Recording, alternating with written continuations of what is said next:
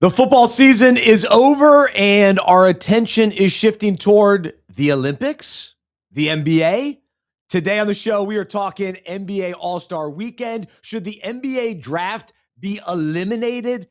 And when you're watching the Olympics, how do you feel about the losers? And what about in life? How do we feel when people in our life are losing? Let's unpack it.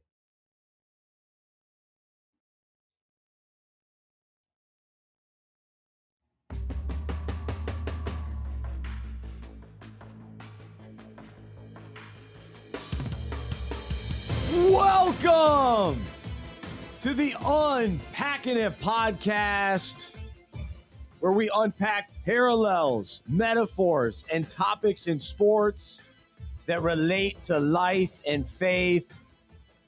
I'm Bryce Johnson in downtown Mount Holly, just outside of Charlotte, North Carolina, joined today in studio by my co-host Trip Smith. We are live. We are live right now. It is 11:16 here on a Tuesday, and we are live. And shout out to everyone that will listen to this later, wherever you may watch or listen to this podcast. But we are glad to be with you today. And we've got some fun topics to discuss because this one has caught my eye. Should the NBA get rid of the NBA draft? And maybe we'll even throw in the NFL draft. So it's an intriguing topic, some passionate perspectives on both sides from people. So we'll get into that. And then, are you actually watching the Olympics? Are you into the Olympics? What do you like about the Olympics? And then we've got a spiritual parallel for us today to hopefully encourage all of us as we follow Jesus and love others well. And so where does empathy and sympathy and care come into play? And so we'll discuss that today. I do want to mention a couple of things. Be sure to check out our website, unpackingit.com. Hopefully you already have the sports devotional book, but it's that time of year to kind of, all right, football season's over. We got a little bit extra time. We're keeping up with our fantasy teams. Maybe do some reading. There's a lot of good books out there. One to throw in the mix, the sports devotional. Throw that in the mix. So check out thesportsdevotional.com. Also, I do want to thank our sponsor, Upward Sports, and specifically Upward Running. All right, so we're a few months into the new year. Think about adding running to your church goals. Running gives your church a fun and effective way to reach adults in your congregation and community. Offer a 5K challenge that promotes both spiritual and fitness growth, helping runners and walkers build relationships, encourage one another, and experience health and wellness together. With Upward Running, your church, congregation, or adult ministry can engage adults in a meaningful, active, and relational way. Learn more today. Upward.org/runcoach. Upward.org/runcoach. All right, let's say hello to Trip. Trip, what's up, man? How you doing? I'm doing okay. Thank goodness this past weekend was Valentine's Day. I got to have some good times with my wife and celebrate romance because I went through football withdrawal, officially this past weekend. I felt the withdrawal hit me for the first weekend in a long time without some football to watch. I know you're going to talk about how you're an NBA All-Star guy, but that's not for me, So it was a good, relaxing weekend where the TV was on less than it has been in the past few months. Although we're watching some Winter Olympics, there's some fun Olympic activities to flip on and check out every once in a while. All right, before we get to the Olympics, and that'll be the majority of our conversation today, I did want to talk a little NBA. And so off the bat, I've got my old school Charlotte Hornets hat in the studio. So I brought this from my home collection to be here in the studio because the Hornets are having a wonderful season, and now I can't get it on the camera, but have an awesome season. I'm all in on the Hornets, but also,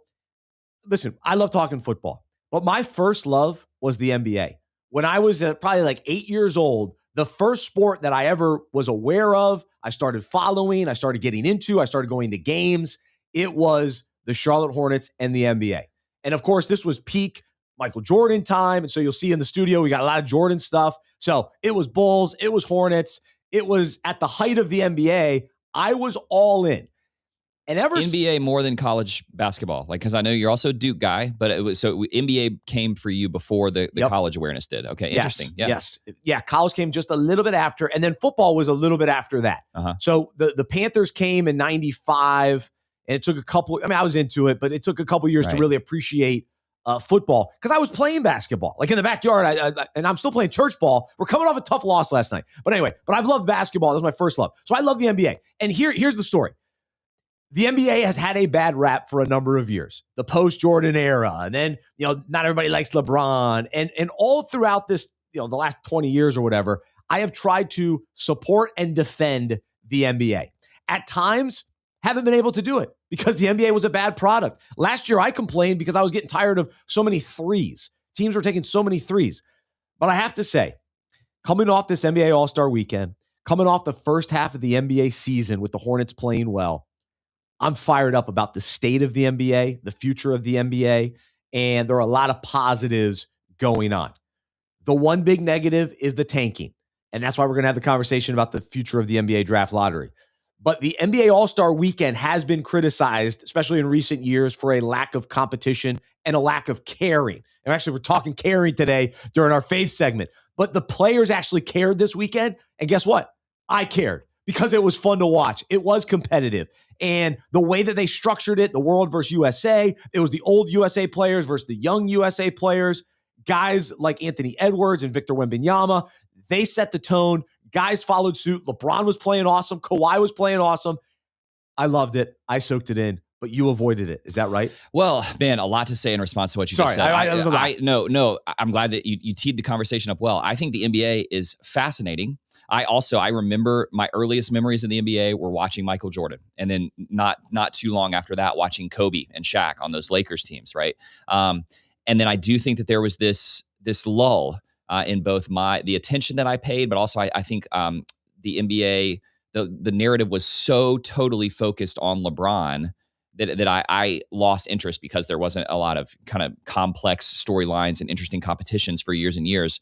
I've always thought that the All-Star game itself, okay, so I want to say All-Star weekend, some of the skills competitions I still think are pretty cool to check in on. The dunk contest is always going to be fun to watch the highlights of. Some of the shooting stuff is really, really cool.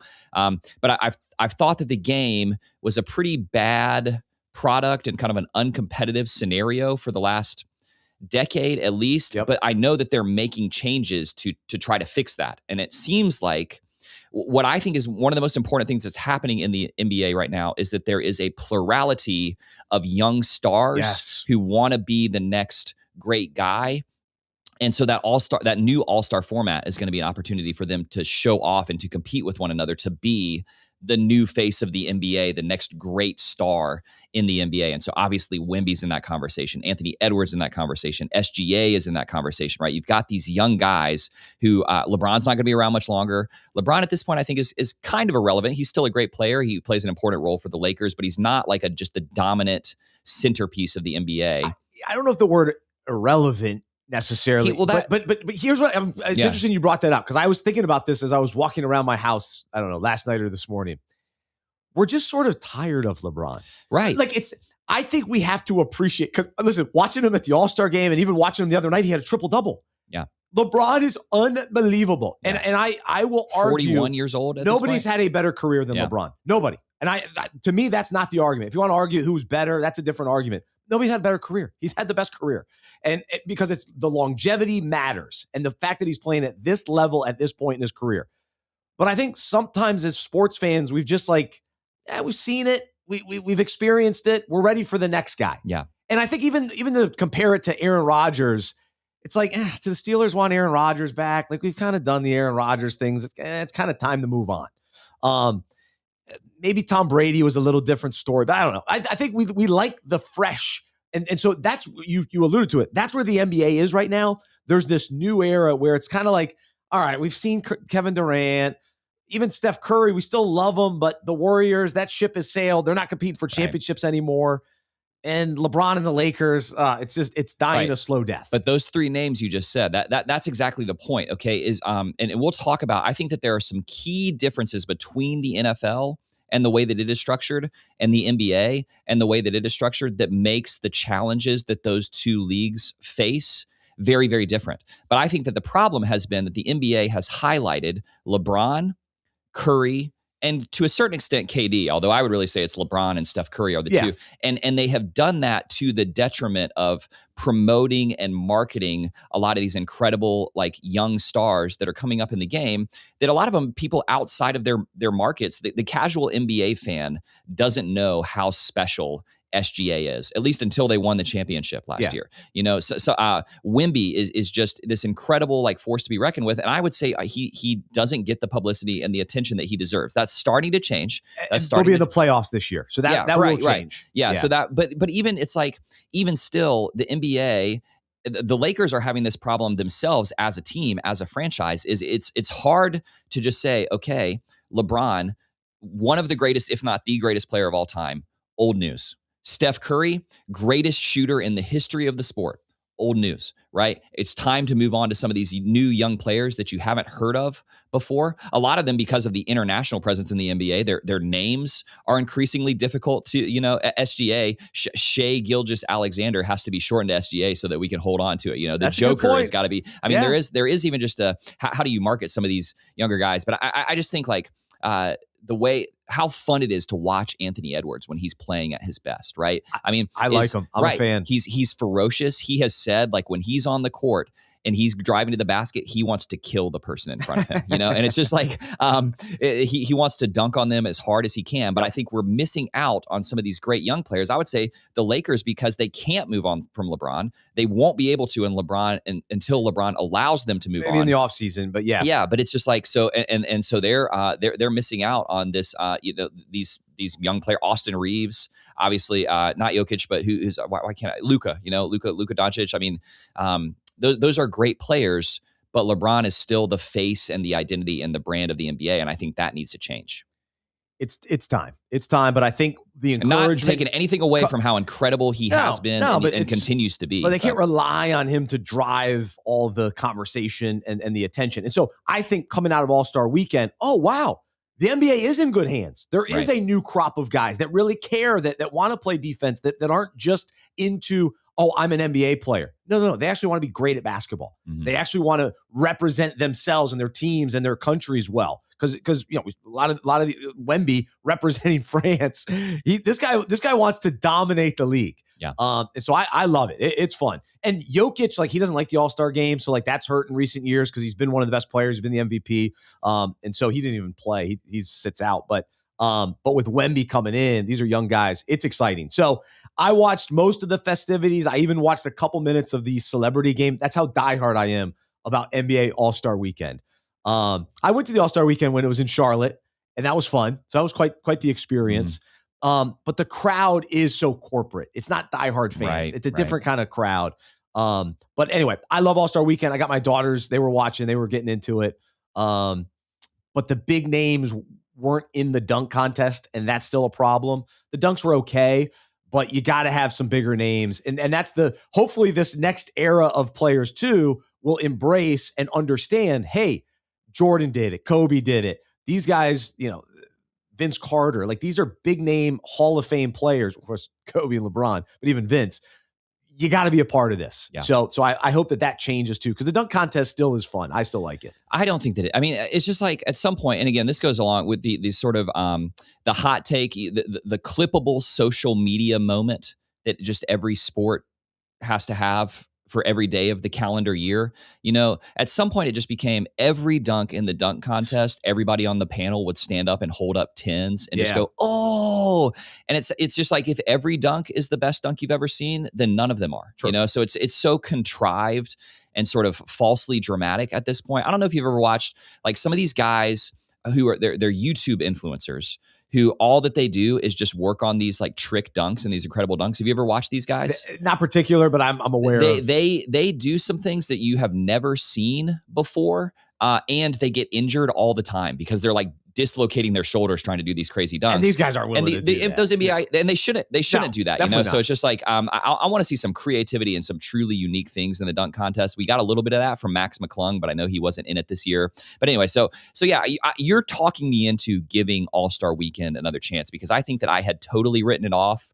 I didn't pay enough attention to how the format was different this year. That was fun. But I've heard others talk about it. So, cool. I'm going to give it a chance next year based on your recommendation. Yeah, it was fun. The actual All-Star game was probably probably the best part. Watching Con Knipple in the 3-point contest, of course, was great. I also added Con Knipple to the studio there. So he's great, man. Welcome, great. Con. But the one thing moving forward for the All-Star game is they split it up like 8, 8, and 8. 8 young Americans, 8 older Americans, and then the world team. I'm not sure you can be that evenly distributed every year. I don't think it'll all work out perfectly like that because you still want the top 24 guys that have earned the All-Star nod.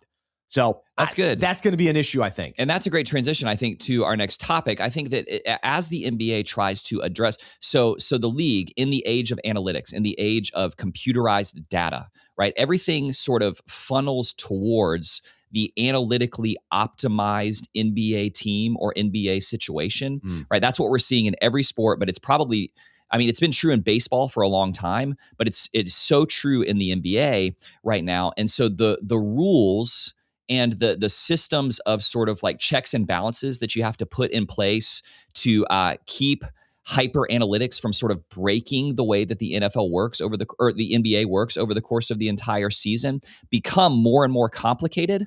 And I think that the average sports fan who doesn't have like a PhD in like data analysis can't keep up with it. Nobody understands the second apron system. Not even GMs in the NBA understand the whole apron thing that's going on with salaries right now.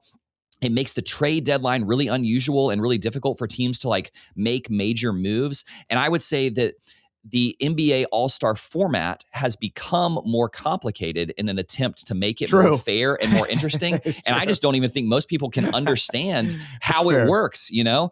So when I first started explained to me, I remember doing basketball practice when you would do the 3-on-3 drill where you would go down and if you scored, you grabbed the rebound and went down the other way and played another 3 guys down at the end. And I'm like, is it just groups of 8 going back and forth, like playing each other? And first to score 3 gets to run down to the other end of the court or something like that, you know? So it's a weird situation. And in general, I think that complexity of rules precludes the casual sports fan more than just a simple system that they understand. Yeah, because I'll admit, I used to know the NBA salary cap fairly well. Like I could keep up with it, and I knew how much guys made, how it works, and how they could fit. I have no idea now. Nobody does. You're in good company. The GMs, the teams don't understand. They're still figuring out how it works, and that's what I would say. As we're transitioning into this topic of like parity and tanking, the rules that you have to come up with to get ahead of that becomes so complex that I think they confuse the average sports fan, and I don't think that that's in the NBA's best interest.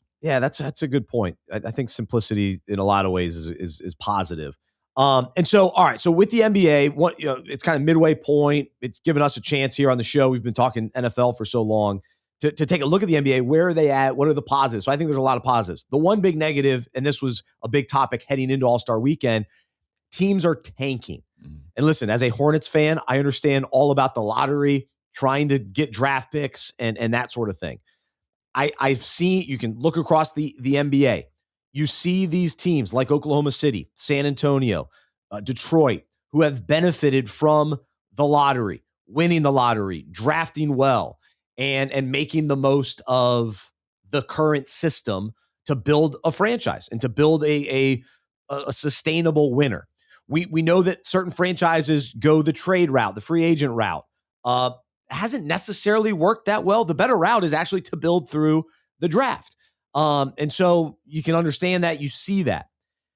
But the tanking issue, so you understand why teams tank. They have to. That's how the system is set up. But it's bad for the league. You cannot have a team bench its players in the fourth quarter and not want to win. It's a horrible situation. It's a bad look for everybody involved. People are, paying to be there and everything else. And so it's an issue.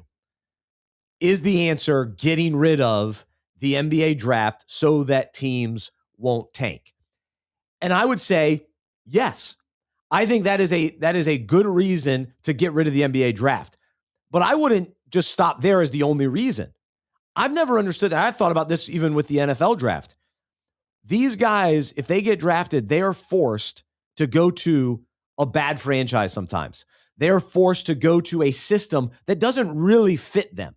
And what will end up happening is the coach gets fired 2 years later because it's a bad pairing between the coach and the player. But you have to draft them first overall. You have to draft them third overall. And to me, these players coming out of college should choose the team they want to play for, the city they want to play for. All of us, when I graduated college and I could move wherever I wanted to move, I still chose Charlotte because it's the best city. I wanted to move to Charlotte. So I'm going to go live in Charlotte. And that's where I decided to go. So why would we tell these kids, these guys coming out of college that have a tremendous talent and ability, nope, you're forced to go play for the LA Clippers? I mean, come on. I don't like it. I don't think that last part works. Okay. And let me tell you why. Okay. For one thing, all right, I can remember playing pickup basketball as a kid. And most of my buddies, the good basketball players, would all try to get on the same team together and then just whoop everybody else playing pickup basketball. We saw that super team trend in the NBA 10 to 15 years ago that the NBA had to figure out how to like break that up and stop that from happening. And I also just don't think that like a college sophomore who's one of the best basketball players in college coming out into the NBA is going to say, okay, I could go play in Cleveland for $20 million a year, or I could go play in Miami for $18 million a year.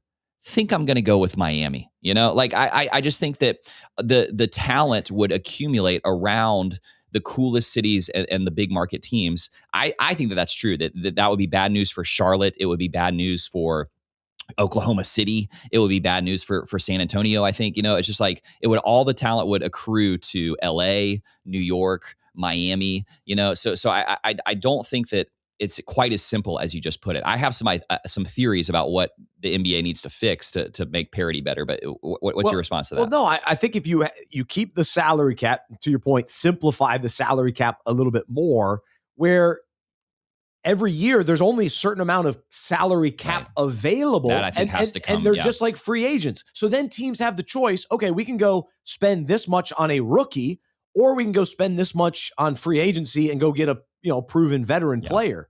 And so it gives you options, and then so it gives teams options and it gives players options to say, okay, I could go be the guy in Cleveland. Cleveland's pretty good right now, but to your point, Cleveland, they become the city that I know. I'm sorry. I mentioned the Clippers because I think the Clippers are a horrible franchise historically. They've been better in recent years, but they still can't get over the hump. I mean, I like Ballmer. He's all excited. They just put on a great weekend, and maybe that's why they're on my mind. But I understand. But a player would go, wait, I could go to Cleveland, be the number one guy, or I could go to Miami and be the 8th or 9th guy. No, he wants to go be the guy. Yeah. And I was reading earlier, there's only 5 guys on the floor. There's only 15 players on a team. And so the talent still has to be spread around. You're not going to go be the 12th guy on a team. There's no way. I think the key, okay, so all of this, if you just boil this down to what is the root issue of all of these challenges and complexities and problems, if the NBA has problems, which I think that it does, and it's money, right? And to me specifically, it is the money that orients towards, there are different ways that owners of teams can make money. One of them is to have a successful team. That's right. But another one is to have a cheap team, right? And there is an incentive for the season to get longer and longer and longer. And the result of that is that teams know by the All-Star break, we're a terrible team, and it is not in our best interest to win games. That's right. Going forward. We just saw this in the NFL season. Until 2 weeks before the NFL playoffs, 2/3 of the teams in the NFL have a chance of getting into the playoffs, right? In the NBA, pretty early on, we're not the kind of team that is going to have any chance of making a push for the championship this year. And the very worst place that you can be as an NFL team is like in the play-in tournament every season, year after year. An NBA team. So like the Chicago Bulls, the worst situation. The most frustrated fan base in all of professional sports right now, I would say, is the Chicago Bulls. Yep. Because they always make it into the play-in in the Eastern Conference, and then their owner doesn't really want to have an expensive, successful team. He wants to have sort of a modestly priced, mediocre team. He's on the record as saying the best thing for a sports team is to have a fan base that is always frustrated with never getting that championship. And so they're always hungry and they always sort of believe that it could happen. So I think so much of what's wrong with the NBA, and I would say that Major League Baseball has this challenge as well, is how many games there are in a season. Absolutely. And so how little every individual game matters. and how early on in the total number of games you can know we're a bad team and it is not in our interest to continue to win games. And you just see that every year in the NBA. So you're saying get rid of the NFL draft or the NBA draft. I'm saying, and my principles for why I think it translate into the NFL, but that probably has to be a separate conversation because there's more nuance there. Right. But in general, I think players should have the right to go to the team that they want to go to, just like we have the right to go to whatever company we want to go to. Whatever. When you think about the draft and the way that it works, it's kind of unusual that somebody came up with it. Like one team has the first right to choose any player, and then that player has to negotiate with that team to figure out how they're going to work there and how they're going to play there. It doesn't work that way really in any other world or industry that we know of. I still think that to keep parity in the league, the simplest and best way to do that is to institute a hard salary cap that applies to all teams in the same way, and then to give the worst teams the first opportunity to interact with the best players that are coming into the league. That still makes sense to me, and I think that if it was just open season, these guys come out of college and every team has a chance to court them, I don't think that there would be I think that talent and championships would accrue to a smaller subset of the league. That sort of has still been true in the NBA and in Major League Baseball in a way that it's not true in the NFL. And I think it has everything to do with the length of the season and the complexities around how the salary cap works in those leagues. I mean, the guys who run the LA Dodgers have they constantly get criticized for how much money they spend to build these super rosters. But if you hear the owners and the spenders of the LA Dodgers talk, they're like, isn't this exactly what we should do? We're operating within the rules of our league to make the best possible team and get as many championships as our city as we should. I just think there have to be simple rules that put ceiling on how much a team is allowed to pay. These guys are making exorbitant amounts of money as athletes. And then I still think that a draft system where the worst teams get a chance to approach the best players first is the best way to push for parity in the league. But you're right. Then you can have some of these incredible players who just end up on these atrocious franchises and just sort of languish in terrible situations for years and years at a time. And then they're going to leave in 3 years anyway, or 4 years whenever their rookie contract is up. Why not just let them go where they want to go? Do you think anyone would ever go and play for, would Milwaukee ever end up with a player like Giannis if it was just open season? Definitely like that? with the foreign players, they like different types of cities and everybody's got different preferences. Giannis says he loves Milwaukee. We put that on these guys. One, we think that they want to play in their hometown, which they don't always want to. And we think everybody wants to play in New York.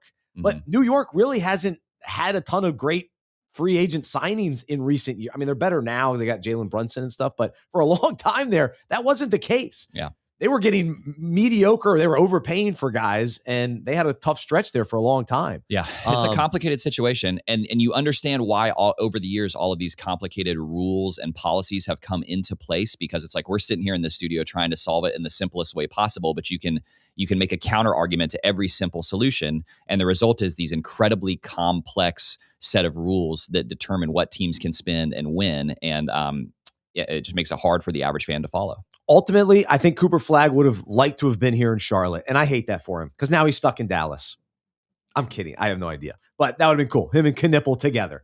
That was the dream. That's what they should have at least had that option. Yeah. Just like they had in college. They go play together. Yeah. Or you go, no, I don't want to play with Knipple. I want to be my own guy. All right, great. You can go to Dallas. You can go wherever you want. Who do you think I love it. Who's the best team in the NBA? Who's the best team in the NBA right now? Who do you think wins the NBA championship this season?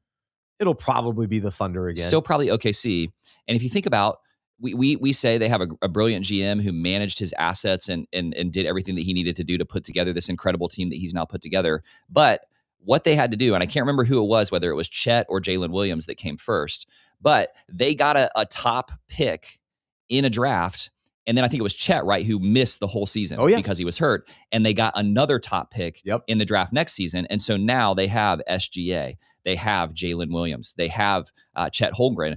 And it's because they did sort of manipulate the system for a series of years. That's not all that they did, but they did sort of tank or manipulate the system for a series of years to put together the super team that they have. And it's kind of what you have to do in the NBA to get a great team together. So the positive is, yes, a city like Oklahoma City or a smaller franchise relatively speaking, has been able to do it through the draft. And so this is a good case study for them, and even San Antonio and Detroit. They've been able to do it through the draft. So it can work. I just think if you open it up, that still is possible. Yeah. I still think it's possible. You might be right. I mean, yeah. It's just, it's interesting that the rules tend towards more and more complexity instead of towards simple solutions. And it's probably because the smartest people know that there is no simple solution. And everybody wants their cake and eat it too. And so there's obviously, that's why there's negotiation. The players have certain emphases and the owners do too. Yeah, right.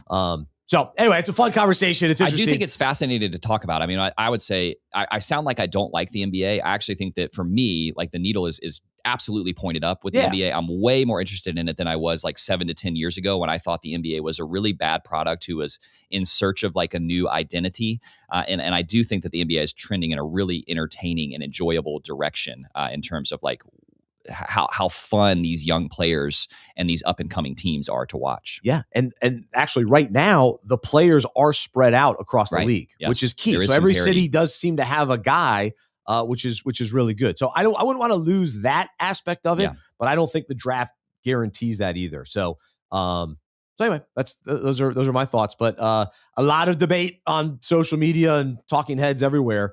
So curious your thoughts though, as a sports fan or as an NBA fan, what do you think? Get ready of the NBA draft. We'd love your thoughts. You can leave your comments if you're watching live right now, or shoot me an email, Bryce@unpackingit.com. All right. We promised we talk about the Olympics today.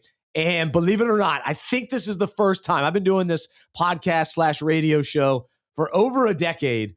I'm not sure I've ever talked about figure skating. I definitely not as our main topic today, but we are going to do that. And really what I want to talk about is, and this caught my ear the other day because I was watching PTI, and Mike Wilbon and Tony Kornheiser are pretty into the Winter Olympics.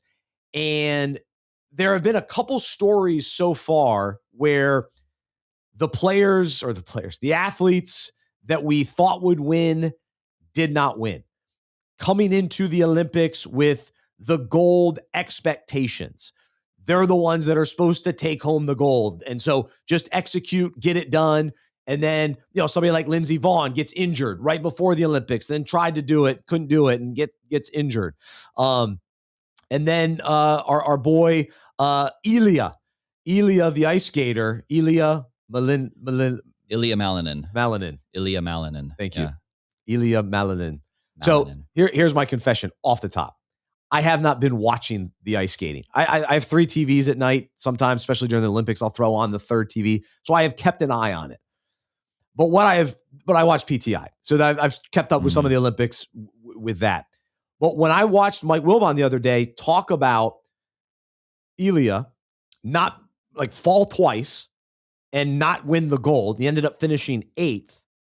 Wilbon was very upset about it. Yeah. And couldn't even watch it. Like he's like, it's hard to watch. Yeah. I had to turn away. And so I just think this is this fascinating topic that here we are at home watching these athletes, and the Olympics are so unique. They're different than other sports, especially the individual sports, that they have dedicated, 4 years of their lives, much longer than that, but specifically 4 years in preparation for I guess that's not necessarily true, but if they're going to multiple Olympics, they're all in. Most of these, they've dedicated their entire lives. Yes, their entire lives. I guess that's a better way to say it. I'm sure that Ilya Malinin has been skating since he could walk, basically. We lad. Yeah. And so I think if we pull back and we think the weight, the pressure, the expectations that are on these athletes, it is immense. Because, if you're an NBA guy, you come in with some pressure. Cooper Flagg, he's got some pressure, number 1 pick. He's got time. He doesn't have to do it this year. He doesn't have to win a championship this year. Mm-hmm. But this 21-year-old Olympic skater, he had the pressure. You are expected to win the gold. You need to win the gold. And then he falls twice. Yeah. He couldn't handle the pressure. Yeah. Well, and that's wow. Yeah. I mean, so first of all, let me, a few thoughts that you brought to mind there. First of all, I will just say, as someone who has been watching a fair amount of Winter Olympics this season, you're in. Someone who is really interested in sports media trends, I think that most streaming apps that pop up around a specific sport or a specific industry are absolutely terrible. I just want to give a shout out to the Peacock app, which I have paid for this Winter Olympic season, because the Olympics hub on the Peacock app is excellent. Oh, you can cool. go in, you can find any event that you want to watch, and you can see the most recent events in that specific sport or that specific area and what's coming up next. And so I have watched more of it because of how good that app is. And then I'll say, if you went into that app, or if you looked at the thumbnails for every Olympic video, it was always Ilya Malinin's face. I mean, he was the face of the U.S. team for the Olympics this year, and it's because he is competing in that sport at a level that no one has ever competed before. They call him the quad god because he does these quadruple I don't know what the technical name for the trick is, but he does these quadruple spins that before him, no one had ever done it. And then he was working multiple of them into every one of his routines before other skaters could even do one. I mean, if you watch this kid, he will do he'll do a backflip and come down and land on one foot on the blade of a skate that is a few millimeters wide. I mean, just you can't overstate the difficulty and the impressiveness of the athleticism of what this guy is doing, and now what the people competing with him are doing. But what I will say, the difference between him and a guy like Cooper Flagg, he's at the top of his sport, the way that we would say Flagg is at the top of his sport, is that Flagg has come up through a gradual progression of publicity and attention that's being given to him. True. Right? He's getting more attention as a high school basketball player than any other player, but the crowds are growing and the national sports attention is growing. Whereas Ilya Malinin, nobody knew most people didn't know his name. I'm still trying to figure it out. Right? And he's performing in front of crowds of probably hundreds of people, even when he's at the World Figure Skating Championships that aren't Olympic. That's right. And then all of a sudden he goes to but millions and millions, tens of millions of people are watching him. 25 million. And so and then you say, okay, well, let's reduce all of his accomplishment to a single 3-minute window where he has to land on a single 3-millimeter blade. And of course, there are going to be these heartbreaking moments. And I would actually say that this is what makes the Olympics so special, is that there are these incredible moments where these athletes who are just physical specimens, who are the best in the world at what they do, have to, for instance, 100-meter dash. You've got 9 seconds to show the world that you're the best in the world at this thing. And if you make a single mistake, nobody pays attention to you for the next 4 years, right? This guy, there's no question that he's the best men's figure skater in the world, but he made a couple of mistakes at the most critical moment, and he finished in 10th place. He's not even going to, was it 8th or 10th? I don't know. He's not even going to be on the podium. And so it really is, it should make us appreciate more when these athletes come through and deliver in that critical moment. But man, I can't imagine the ramp up in intensity that most of these Olympic athletes experience when they go from 2 weeks ago, I was at the World Championship and there were 600 people sitting up in the stands, and now there are 25 million people talking about me on X and Instagram. And, it's it's an incredible amount of pressure. And I'm with Wilbon. It's hard to watch. As soon as the routine was over, he knew, right? I'm not meddling. And so it's brutal to watch, and he's still the best in the world. He will still continue to compete. He'll be at the next Olympics, and I hope he gets this amazing redemption story. But yeah, just brutal to watch. Same thing. Lindsey Vonn has all this success behind her, but even just to watch that crash, and I think that's the end of her Olympic career, probably her skiing career. And so those moments, they're heartbreaking. I hope that they make us appreciate the special moments and the moments of victory and success in the sport even more because of how hard it is to do. Absolutely. And so there's so much respect and appreciation when we do see these athletes win and finish first and execute the way that they're supposed to. And oftentimes, we as fans at home, especially if it's our country, it's America, we feel like we won, right? It's like, he represented us and we won.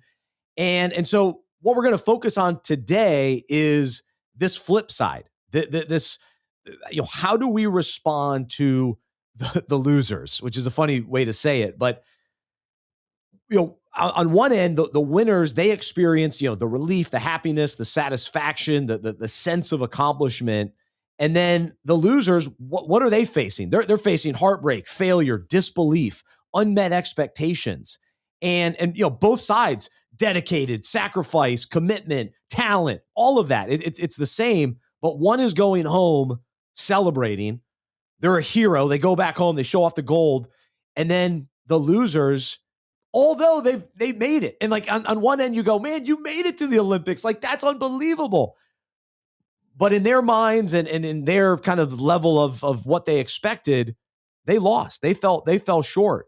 And so what resonated with me and what I want to talk about today, and this is not necessarily a subject that we talk about all the time. One, figure skating or the Olympics, and then two, this concept of empathy and sympathy and care. And let's look at ourselves as sports fans. Do we have sports empathy? Because let's even go back. You can go back to the Super Bowl. Did we feel for Drake May to go, man, you just played the worst game maybe of your career at the biggest moment and you blew it? Like, there's no getting around it. You blew it. Did we have empathy for him? Or did we just sort of blow it off and go, oh, well, he'll be back and maybe he'll get another chance. He's young. And my challenge to us today as sports fans, first from the sports perspective, and then we'll look at this more in from a broader standpoint. What these Olympic athletes, what these athletes on the largest scale at the Super Bowl, they have real emotion. This is real pain. Yeah. Now, is it the same as losing a loved one? No. But we can still have empathy and care. And that's why I was blown away by listening to Mike Wilbon describe this, because I didn't watch the figure skating, but was blown away by why he had real empathy for this guy to feel the pain of going, man, think about how hard that is to lose and to not accomplish what you set out to do and to fall short. And I think it's this human connection. It's this understanding of what someone else is going through on the sports, standpoint, because again, it'd be easy to just sort of blow it off. Like, oh, come on, he's 21. He'll be back. Like, no big deal. It's fine. He's still an Olympian. He's still, got to have the opportunity. No, this is going to wreck him unless people rally around him, unless he gets the necessary support, unless, people step into this with him and he gets the proper encouragement and support to move forward. Yeah. Because this is a big deal to lose all these Olympians. But especially our boy Ilya. Well, I will say, if you go back, if you watch what happened after his performance, he goes over to the box that they make him sit in while their score comes in, and you could tell he was demoralized, he was dazed. But then when his score came up, he immediately went over to the skater from Kazakhstan who won very unexpectedly because nobody expected anyone else to win.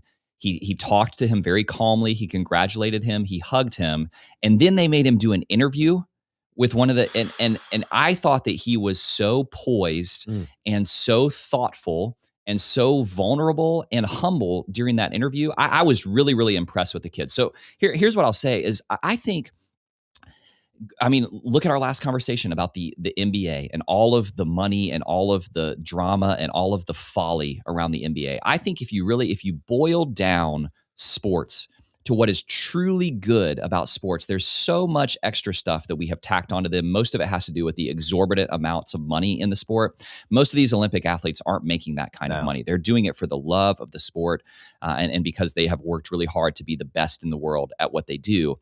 And if you really boil down, what is it about sports that is so great? Right? It's things like you learn lessons in sports that are microcosms of lessons that will be important for the rest of your life, right? You're connected to communities and teams in sports in a way that you almost won't experience in any other setting in your life. And so I will say that I think a lot of these Olympians have a great network of support around them, usually their families are in it with them. Usually they have teams and coaches that know how to win, but also know how to support them and to be thoughtful and caring and humble when they lose. And so I think it's easy to become cynical about sports and how money-driven it has become and how complicated it has become and how in some ways it really is the greatest religion that most people in the United States sort of identify with. And the Olympics are a great chance to get back to what is so pure and fundamental and wonderful about sports. And I think similar to like the feeling that you get when an underdog team loses in a heartfelt loss in March Madness, right? There are still these sports contexts that are so pure and just so sort of, this is what sports is essentially about. And for me, those are the moments when you feel that empathy with the loser more than anywhere else. You don't feel it in the same way in the NBA, right? But you feel it with these young athletes in the Olympics who have poured their life into this thing, and most of them lose with grace. Most of them, when they lose, they really lose with humility and with grace and with positive affirmation for the person that beat them. And I really like that a lot. It's good. No, a lot of good stuff in there. And let's face it, what do we love as sports fans? We love to experience the joy of winning, to watch our favorite team, our country, player, athlete that we're rooting for. When they win, we win. But the other side of that is what we're talking about today is we also feel the heartache.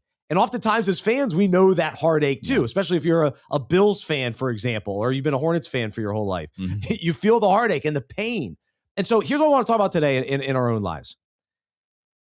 It's fun in life when we have people in our life and when we personally are enjoying the wins of life, the things that go well. And, oh man, the accomplishments, the cool things that happen. And it's great to celebrate with one another. That's a topic for another day.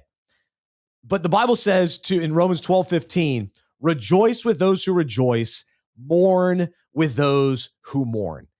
And what I find in life, even in my own personal life and interactions with people, it's oftentimes hard to watch when people are going through difficult times. Just like, it's hard to watch the ice skater that falls twice. It's hard to watch the skier that gets injured. It's hard. We kind of turn away, but we feel it as sports fans. But in life, do we feel that for our friends, for our family members that are going through tough times? Yeah. And what does that empathy, what does that sympathy lead us to do? Because as sports fans, we watch our team. Well, we don't have the opportunity to enter into that pain.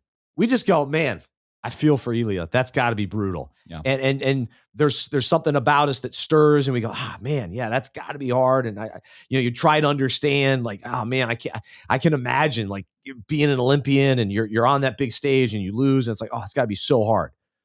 But there are people in our lives that they are dealing with something at work, in their marriage, with their kids, with their parents, with health, with death, that we have a choice to either, be empathetic and let that lead us to a couple things. Just three basic things came to mind as I was putting this together. Prayer. Does it actually lead us to praying for people, genuinely praying on their behalf, knowing that what they are going through is really hard? And we're moved. Our heart is moved by what they are experiencing, the pain in their life, that it draws us to the Lord to pray on their behalf. Do we take that seriously? I'm reading a book right now called The Praying Life. So prayer is on my... It's a great book. Great book. Gosh, it's excellent. It's actually the second time I've read it. I don't know if I finished it the first time, but anyway, it's a great book. But then the other thing is encouragement. Are we willing to encourage people? Are we willing to send the text, make the phone call, show up at their house, meet them for a meal, bring them a meal? Like, are we willing to do that and actually speak words of life to them? And sometimes it just means listening. And so I forget what my third thing was, but those are the things that we stop right there with that. Yeah. You just said something vital with that encouragement point, which is encouragement doesn't necessarily mean coming to someone in their moment of loss or in their moment of suffering and saying, hey, buck up, buddy. Things are going to get better. You know, like that can be an important part of encouragement, but it usually comes later. And so that little line it was almost a throwaway line there at the end, but it's so vital that a part of empathy with people who are in moments of loss, in moments of pain, in moments of suffering, is to simply be present with them in it, just to show up and listen and be present. So I'm really glad you said that. What would you say your third one was? Well, serve. How do we serve people when they're going Care through something? And care would be a part of that. And so as followers of Jesus, let's acknowledge, okay, sports, it's the agony of the what is it? The agony of defeat. Yes, the agony of defeat. And so in our own lives, thrill of victory. There you go. Thank you. Gosh, my mind went. Defeat. I've lost it. So the thrill of victory and the agony of defeat. And in life, we know it's the highs and lows. And so that's part of the journey. But as followers of Jesus, we are connected to one another. We are members of the body of Christ. In 1 Corinthians 12:26, if one member suffers, all suffer together. If one member is honored, all rejoice together. And so do we have that perspective? Are we living this out? Because going back to my parallel with the Olympics, it's easy to sort of blow it off or go, oh, come on, he's an Olympian. He still gets to be at the highest stage. Or, oh, he's playing in the Super Bowl. Come on, I don't feel bad for him. And we can sometimes talk ourselves out of having empathy for people. Yeah. It's like, oh, he'll be fine. He'll get through it. He's tough. I know. He'll rally. Yeah. He'll rally. And the truth is, no, that empathy should drive us to suffer with them, to care for them, to encourage them, to pray for them, to serve them, and to enter into the pain. We don't like to do it. Sometimes because we're dealing with our own pain, but it's amazing when we actually think about someone else and actually care for someone else, how it lifts our own pain actually. But we've got to be the one to initiate and recognize our role in the body of Christ. And it's really all of our roles. But if we all do it and we're all lifting each other up, it's amazing how we can get through the painful aspects of life. Yeah. The agony of defeat. Yeah. I mean, and this, this conversation is something that you and I are both passionate about, right? I mean, we've talked before on this podcast, but also personally in our own conversations about, we love those moments of victory, of accomplishment and achievement at the highest level, but it's really what you do in the moments and days after a devastating loss or a moment of serious disappointment that determine the kind of person that you are, right? And so we talked a few weeks ago about Sam Darnold and this idea that Darnold doesn't have a chip on his shoulder, doesn't have anger and cynicism in spite of all that he's been through as a player. And as I watched him in the wake of the Super Bowl, I was like, that really seems to be true of him. And it has made him a deeper and richer person because of the experience that he's had. At the Super Saturday that we had a few weeks ago, when both Brinson Buckner and Dwan Edwards they were talking about the lowest moments, that's right, the moments of defeat and losing the men in a Super Bowl. Both of them losing in a Super Bowl and what that did to them and how it shaped them as human beings. I mean, I think if we're really looking at these athletes, some of whom are very prideful about their performance and about the level that they have achieved, if we're really looking at them in moments of loss and thinking what would be the thing to really desire for this person, I think it would say, would they go through this loss in such a way that they are better people on the other side of it, that they're deeper and richer people on the other side of it. And I think that really matters. I mean, I want to pair some of those verses. Romans 12:15, rejoice with those who rejoice, mourn with those who mourn.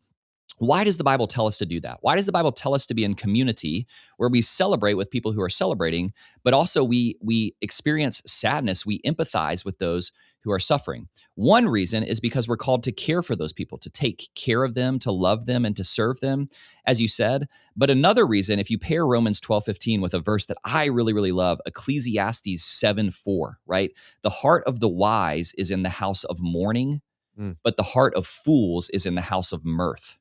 That's a crazy verse, right? Because it says you learn wisdom and you receive depth when you go through mourning in a way that you won't learn when you go through mirth and celebration and victory. And the things that really are the most determinative about a person, the things that will make you the deepest and the most compassionate as a human being, have to do with how you respond in the moments and days and months after a significant loss or a serious disappointment, more than what you do when you win, when you achieve, when you accomplish. That's right. And yes, the benefits of it's weird to say, but the benefits of individually mourning your own pain is one thing, but to actually mourn with others and to share the burden, to share the pain. Yeah. You need both. I do think that when we're going through suffering, when we are experiencing loss personally ourselves, we do need to get away and occasionally to be alone and to process that with God in prayer, right? That really does matter. That will deepen you in your relationship with the Lord in a way that nothing else quite can. And we need to be with other people, whether we're going through loss or they're going through loss, to process and to pray and to grow together. And so you can't really say, well, it's just one or the other. It's the interplay between individually, how do we go through that, and corporately, collectively, how do we go through that really develops deep Christians and deep loving relationships. That's right. Absolutely. And the other part of this conversation too, that I was thinking about is, we at home are watching these athletes and we're sort of putting ourselves in their shoes and like we're trying to understand their perspective to go, wow, what would it look like to lose at that level and all the sacrifice and all that. And you just sort of, you care for them. You start to have that empathy. But very practically, what does this look like day to day? Not even necessarily on the dramatic suffering, pain, but just some of the day to day challenges of life. Like for me, just to be challenged, what if I actually had a little more empathy for my wife Mm-hmm. and what she goes through day to day? Yeah. Just the weights that she carries being a mother and wife, Yeah. and having to deal with me every day. Mm. Like let me put myself from her vantage point, because so often I'm so selfish and I view everything through my lens and what she should be doing for me or how she should be responding to me. But what if I actually had empathy for her? What if I actually had compassion for her in a nice way, a legitimate way, on a regular way? And so, where does that play out in the relationships in your life? What if we really had empathy for our kids, for our parents, and what they're going through and how they are viewing life and viewing their circumstances. And so again, what if all of these sort of shifts in our empathy led us to more prayer? Like if I actually think about my wife and what she's going through, that leads me to then pray for those things specifically, Mm-hmm. and to bring those before the Lord. If I think about what my daughters are experiencing, Yes. and trying to understand, okay, my daughter's only 4 years old. She's going through this kind of growth right now, and let me pray that she can handle these emotional changes, and think about it from her perspective and have some sympathy for her, versus, oh, I can't believe you're having another meltdown. Yeah. And that's me selfishly going, Right. Well, there's no sympathy there. There's no empathy there. I'm not understanding what she's actually going through. Yeah, we live in a place and a time that does sort of over time really does violence against like the emotional heart, right? It teaches us to harden our hearts and to just be achievers, just to be accomplishers. Your emotions are things that get in the way of you getting the work done that you're supposed to be getting done. That's just not the way that the Bible talks about emotions at all, especially negative emotions like sadness. It's just so important to say, most of the time I'm moving through life and I'm moving through the world so quickly and sort of so efficiently that I don't pay attention to my own emotions, and I certainly don't slow down to empathize with other people. That's right. And I do think it's notable that you just named the women in your life, right? Because the truth is, women are usually better at this than we are as men, right? Slowing down and recognizing other people's emotions and empathizing and sympathizing with them. But if what we just said is true, that you learn some of the most important lessons in life through the negative experiences, that you get something in terms of deepening and the molding of your heart that only comes through painful emotions, then it's really, really valuable, not only for us to recognize that within ourselves, but also to take the time to resonate with other people when they're experiencing sadness, when they're experiencing negative or difficult emotions. Or you're going to become a deeper and more loving person if you do that than if you just try to move through the world as efficiently and emotionlessly as possible. This is something that it was so important for me to learn as a person who, I grew up in a great family, but we were a pretty emotionally stoic family. And I think what kind of the unwritten or the unspoken rule there was that emotions are the things that get in the way of you doing the work that you need to get done in the world. But the Bible really talks about emotions as like the voice of the heart that really are, in some ways, they're pointers to where the most important stuff is actually happening. And I think Jesus clearly understood that. Jesus was always moving towards the places of sadness, the places of brokenness, and just really just showing up and being present there was the first step that he took. Absolutely. So let's look at the story where Jesus responded to the grief of Mary and Martha and the death of their brother Lazarus. And so in John 11:33 through 35, when Jesus saw her weeping and the Jews who had come with her also weeping, he was deeply moved in his spirit and greatly troubled. And he said, "Where have you laid him?" They said to him, "Lord, come and see." Jesus wept. And so Jesus shows that we can cry. Weep, yeah. We can be sad. We can grieve. Yeah. And so he showed his human side here, which it gives us permission too, as we follow his example. But he was also there, with them too. Yeah. And he was mourning there with yes, them. exactly. Yes. He chose to enter into that emotion with them and to experience it himself. I mean, That verse, John 11:35, it's such an amazing verse for so many reasons. One is because it's the verse that you always memorized if you wanted to get a piece of candy in Sunday school and they told you had to memorize the verse. Shortest verse in the Bible, Jesus wept. Because it has sort of that cliche and almost that joke about it, I think we miss the absolute profundity and astoundingness of that moment, because what was Jesus about to do? He was about to raise Lazarus from the dead, That's right? But he didn't say to Mary and Martha, don't be sad because I'm about to do something amazing. He entered into their sadness with them and he wept with them. And that story really, it is a microcosm of the cosmic resurrection that Jesus is doing. It's just really important to remember, as Christians, we believe there will be a happy ending to the story. That's right. There will be resurrection and eternal life and eternal joy in the future. But if you use that as a way to minimize people's present suffering and present sorrow, that's really it's good. Really good. That's not helpful to them, and it's not helpful to you. And so many Christians, so often when they have a brother or sister in Christ who's going through suffering, they'll say, don't worry, one day God's going to raise that person from the dead. Don't worry, Jesus is going to come back one day and set all things right. Those things are true. Yes. But when you use them to minimize people's negative emotions, that's the wrong thing to do. And Jesus, he didn't do that. Yeah. He entered into the sadness. He wept with us. And I would just say, for someone who has really struggled with this a lot, myself, for me, maybe there are other brothers and sisters in Christ who are listening who are like, I don't even know where to begin with this when it comes to entering into other people's pain and suffering and negative emotion, because I've just been taught my whole life to avoid those emotions and to keep moving forward efficiently in the world. Don't be slowed down by sadness. For me, what was critical is there's a set of verses in the book of Hebrews. So if you want to know what it takes for our hearts to be transformed in this way, look at Jesus and look at what he was like. And don't even jump to the place of, I want to be like this too.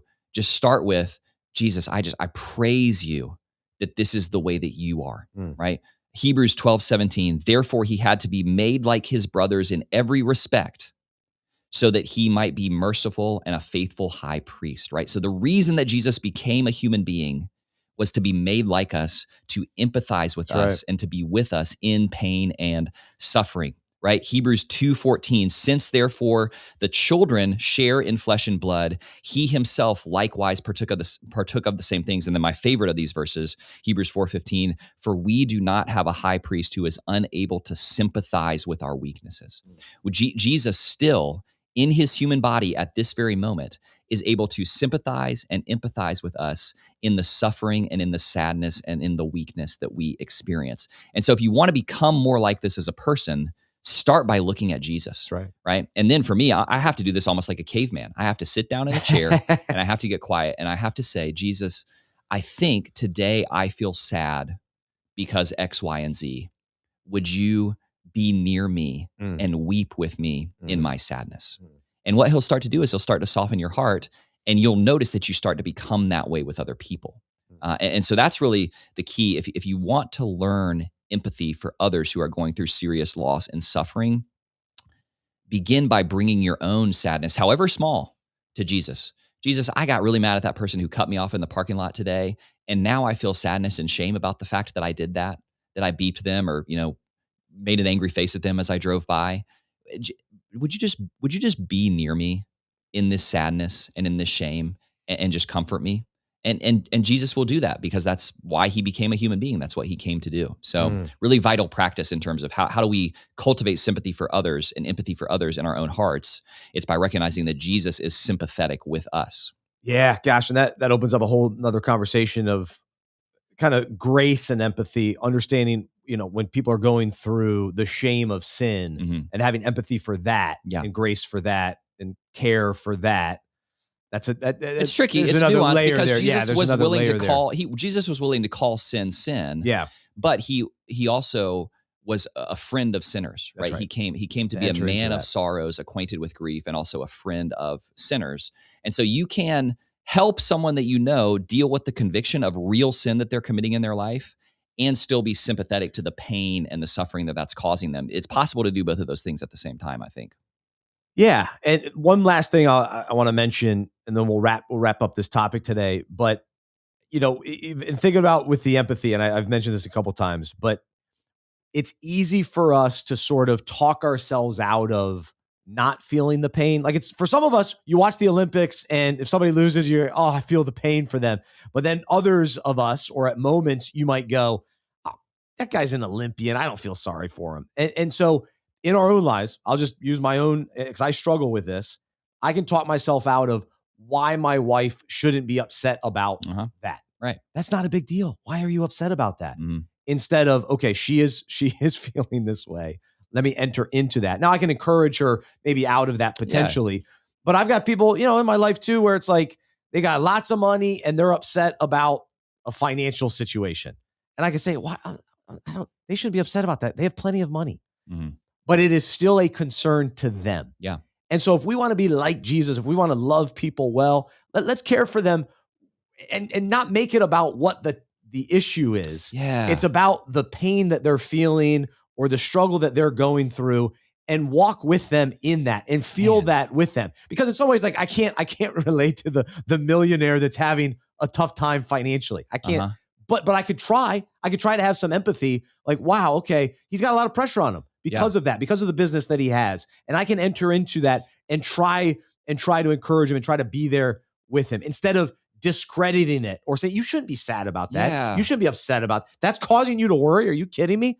Who am I to say that? Right. Man, what a great point. What a great point. That is so important what you just said, right? So many of us, what we try to do is we try to fix and negate the negative emotion to get to the solution of the problem. And that really, it just doesn't really work, right? It doesn't really work. It just teaches people to suppress their emotions. Whereas if you enter into that sadness with them, no matter how well-founded or poorly founded it might be, right. I've heard it said that sadness is a productive emotion. This is what the Inside Out movie, what the theme, the lesson of the whole Inside Out movie is that sadness is a necessary and productive emotion because it points us to something really important and really true, right? And so when you're entering into your wife's sadness or that business person's sadness and saying, I can't totally understand this, but I'm entering into it with you because you're feeling it. The long-term goal is to move towards Christ, to lead that conversation towards Christ, but you have to enter into the sadness first. And that's such an important point that you just made there, Bryce. Thanks for saying that. That's challenging to me. And so that requires humility. So let me read 1 Peter 3:8. Finally, all of you be like-minded, united in spirit, sympathetic, brotherly, kind-hearted, courteous, and compassionate toward each other as members of one household, and humble in spirit.